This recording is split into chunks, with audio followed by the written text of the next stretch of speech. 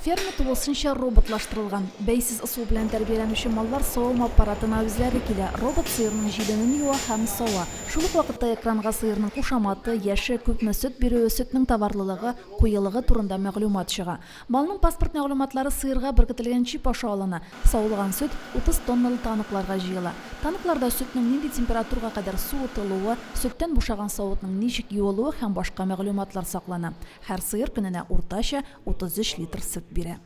Все молоко, которое производится здесь, дается в одни из крупнейших компаний Республики Татарстан, одна из которых является компания Danone. Скажу так, что товарность молока составляет не менее 98%. В данный момент вы сейчас можете наблюдать, как происходит заправка молоковоза. Сдача молока происходит 2 раза в день, утром и ближе к вечеру. Малларга күпме күләмдә нәрсә ушатырга кирәклеге шулай ук компьютерларга кертелгән. Азыкны роботлар тарата. Маллар тараткан азыкны да янәдән терлекләр алдына роботлар этеп йөри. Мал астында роботлар чистарта. Алай гына да түгел. Кояш ныграк кыздыра башласа, тәрәзәләрдәге пәрдәләр автомат рәвештә төшә һәм җилләтү системасы кушыла. Фермада малларга массаж ясаучы роботлар да бар.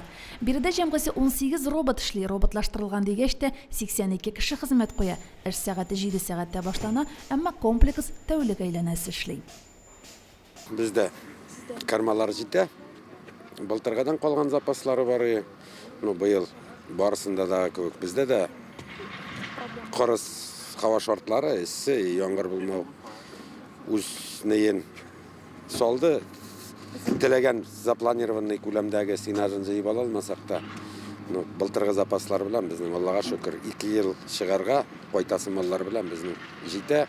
Комплекстагы сыерларның мөгезсез булуы гаҗәпләндерде. Бузау вакытта ук малларның мөгез урынына махсус катнашма сөртәләр икән. Нәтиҗәдә мөгез төшә. Төрле җәрәхәтләр алмас өчен мөгезләрнең булмавы хәерлерәк дип аңлата белгечләр. Тояклар да махсус катнашма белән эшкәртелә. Бусы бактерия, микроблардан саклану өчен эшләнә. Яңа туган бузауларны аерым боксларга урнаштыралар. Бузауларны тудыру бүлеге операторлары карый. Үгез бузаулардан атнауын көн эчендә котылырга тырышалар. Фермерларга яки шәхси хуҗалыкларга саталар. Чөнки комплекс сөт җитештерүгә корылган.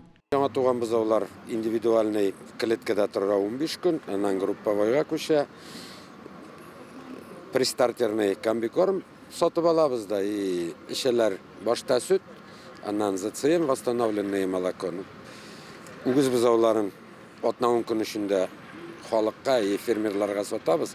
Тона бузаулары безнең 9 килограмм сөт ашайлар көндә. Привислары кило 100 булай по плану все нормально.